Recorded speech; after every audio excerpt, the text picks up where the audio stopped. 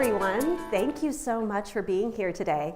And whether or not you know this, you all are embodying the talk that I'm about to give you. So we'll get to what that means in a minute, but just be honored that you're doing something for yourselves today, which is pretty amazing. So I'm going to give you a little bit of self-disclosure as I start my talk. The first is probably the most important. I'm from Texas. I'm sorry. There's a little bit of folksiness that comes across sometimes when I give talks or when I'm saying things to people. A little bit of a y'all might slip out every now and then. I promise I'm not here to hurt you. I come in peace. I've also been here in the Pacific Northwest for about a dozen years or so. And so there's a tie-in between Texas being part of who I am and Washington being part of who I am now. And that's going to be in my talk as well. The second piece of self-disclosure is that when I was approached about this talk, I immediately said yes, which is something that I tend to do. I tend to say yes a lot and then think about, oh geez, how am I actually going to do this? So when I was approached to give this talk about mental health, I was like, yes, I'm so excited to do that. Oh geez, the field of mental health is so enormously big. How am I going to talk about everything that there is to talk about in mental health care in 15 minutes? I can't do that. But there's this one thing that kind of kept coming through for me as I was thinking about how I treat my patients, how I work with other mental health care professionals, and how I think about my own job. And it's this idea of resilience. So the technical definition of resilience is this idea to prepare for disruptions, then recover from stress, and then adapt and grow from those disruptions. And so we do that every single day. We have this idea, I think, that resilience is this huge thing, that it takes this life-changing thing to make us more resilient. But it really doesn't. When I said that you all are embodying the point of my talk here right now, you decided that there's something in my life that is making me want to learn more. There's something that's potentially disrupting how I'm thinking about how I want to live my life, that's making me then go out and say, I want to get more information. So you all are building your own resilience today. Another important thing about resilience is it's not something that we do for anybody else. It's what we do for ourselves. I think oftentimes we get confused when we think about resilience and we think, oh, well, that means that you've got grit. You got to be tough. And it really doesn't mean that, because being gritty or being tough means that we're showing something to somebody else. Look at me. I can do this. I got this. But resilience is really something that we nurture and we grow for ourselves. Okay, self-disclosure number 3. I tend to be a bit of a visual thinker. So as I was thinking about this idea of resilience, I thought about a lotus flower. And a lotus flower, as we know, is something that develops and grows in this muck and this disgusting environment, but it brings this really beautiful thing out of it. And so this idea of resilience is something that we nurture from our own internal muck, our own internal disruptions, and then we grow and we adapt and we build something beautiful. So I want to introduce you to 3 different women in my talk today. One is Brene Brown. And Brene Brown is from Texas. That's right. I told you there's going to be a link. And she is this self-described researcher and storyteller. And if you have not heard of her or seen her talk, she's amazing. Go online, go get a TED Talk, and watch Brene Brown. Something that Brene talks about is this idea of worthiness and vulnerability. And she says very outright that she hates vulnerability. And when we think about vulnerability, it's this idea of I'm going to be exposed. I'm going to be out there for everybody to see my muck and my disruptions and what's going on for me. And this idea of worthiness is something that also really goes through all of her talks. Am I worthy of change? Am I worthy of being resilient? Am I worthy of asking for help, just like Dr. Mar was talking about?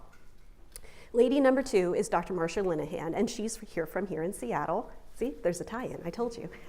And she's an amazing psychologist who talks about how do we meet people where they're at and then help them change and grow from that. And then the third person that I'm going to introduce you to is Jane. And obviously that's not her real name, but we're going to protect her privacy today. We're going to talk about Jane here for a little bit. So Jane came and met me a couple of years ago, and she was 19 years old at the time. So in the capacity that she came to meet me, as in my introduction, I work in eating disorders. So she came saying, I need help with my eating disorder. And as I got talking to Jane, I understood her story. In the past year before she had met me, she'd been hospitalized 15 times. Could you even imagine being hospitalized 15 times in your entire lifetime, but let alone for a 19-year-old? And over the course of all of these different hospitalizations, with the most recent one actually being here at Overlake before she came to meet me, she had been through the ringer, poked and prodded, and she wasn't engaged in her life anymore. She hadn't graduated from high school, she wasn't in a job, she wasn't in a relationship, and she felt that she was stuck. She was stuck in her muck, and she wasn't doing the things that she thought that a 19-year-old should do. And she said something really profound. She said, I want to live a life that's worth living. This idea that she was worthy enough to live a life that actually meant something for her. And so over the course of time, and we got talking, I realized not only did Jane have an eating disorder, she had depression, she had anxiety, she was abusing substances, she had trauma. And that's not uncommon for the patients that I see, unfortunately. So could we imagine having one of those things, let alone all of those things? And she's 19 years old. And she said, I need a life that's worth living. And so through the course of her treatment, we were able to help her. Now, of course, Jane had a lot of disruptions in her life. And the thing about her eating disorder, which is common for a lot of folks with eating disorders, is that they are told in their own minds that they're not enough, that they're not thin enough, they're not pretty enough, they're not perfect enough, they're not doing enough, I'm not 19-year-old enough to be doing what I'm supposed to be doing. And through the course of her treatment, again, going back to this idea that Brene Brown teaches us, Jane was able to learn that she was worthy of all of these things, and she was able to overcome her eating disorder, and hopefully her depression and the other things as well too. Something that we have to think about though is that when we're talking about resilience and we're talking about this idea of disruptions, it doesn't have to be this huge life-changing thing like what Jane went through. It can be the day-to-day things. It can be sort of how it is that we want to move forward with our life every single day. And when we're thinking about that, that seems, I think, a little bit more manageable, but how do we actually do that? So Dr. Linehan, our Seattle woman, she tells us that we need to meet patients where they're at, but then we need to be able to acknowledge that and then grow and adapt from that. We can't just say, I'm gonna change my attitude, I'm gonna be happy today. That really doesn't change our behavior. What we have to look at is, how is it that I'm going to enact this so that I can, as per the definition, grow and adapt from my own personal disruptions. So when we're thinking about those things, we have to think about, how is it that we actually want to do that? So I'm going to introduce you now to a little girl who may or may not be my daughter. So my little girl had missed her soccer practice because she was sick one day. So we had to go to a makeup soccer practice. And it was one where she didn't know any of the other kids, and it was in a different location than what she was used to, and she was scared. She had a disruption. She had something that was different than what she had expected. And so we sat on the sidelines, and she said, no, I don't want to go. I want to go home, Mama. I don't want to be here. And I said, okay, well, we can go home if you really want to. But I wonder, what would happen if we just sat here and we watched what was going on with the soccer practice? What if we just watched the other kids play? And she said, okay. She gave me the stink eye, of course, but she said, okay. So we watched, and I said, okay, how are you feeling? And she's like, I'm feeling all fluttery inside, and I just want to go. And I said, okay, well, let's do this. Let's sit here for about 5 minutes. She's 5 years old. I'm not going to make her sit longer than that. So we're going to sit here for 5 minutes, and we're going to watch these kids. And she said, okay. And we didn't talk. And she watched the kids, and she saw them play. She saw them having fun. And so after the 5 minutes, I said, okay, how are you feeling now? How's that flutteriness inside? She's like, it's a little bit less, but it's still there. Well, of course, you know what I mean? She's not gonna back down. She's my kid. She's stubborn. So she said it was still there. And I said, okay. Do you think we can sit here for another 5 minutes? She said, yeah, we can sit here for another 5 minutes. A little bit less of the stink eye. And so we sat for another 5 minutes, and I said, okay, how are you feeling? What are those butterflies doing on the inside? And she said, they're almost gone. And I was like, all right, are they still there? Yeah, a little bit, Mama. And I said, well, do you think that you want to go and join the other kids and play? No. Okay. Do you want to still go home?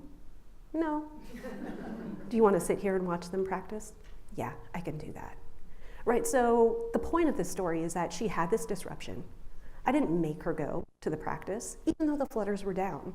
She didn't have to do something that she wasn't ready to engage in, but she was able to show resilience. She had this disruption. She then was able to recover from the disruption, but she didn't have to run away from it. And then she was still able to engage and enjoy, even if it didn't mean that she didn't practice. And I mean, come on, she's 5 years old. It doesn't matter if she practices soccer or not. It's just kids running around on the field. It's really not that big of a deal. But that's exactly the point of developing resilience, is that it doesn't have to be this earth-shattering, life-changing thing that we're building. It's something that we can do in our every single day life.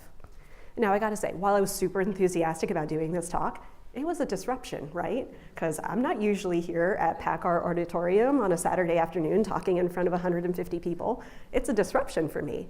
So what did I do, right? Because I could have said, nope, all right, changed my mind, I'm gonna run away, we're not gonna do this. What I did is I sat in my office across the street from here and I put on my meditation app. And I did some mindfulness in my office for 3 minutes prior to walking over here and meeting all of you wonderful people. You are wonderful, but you're scary. And so that's something that I did to build my own personal resilience. I knew that I could do this. I wouldn't have said yes if I didn't think I could, but I felt disrupted by it. I felt really scared by it. So there are things that we can do, and I could give you a list a mile long of all the different things that you can do to build your own resilience.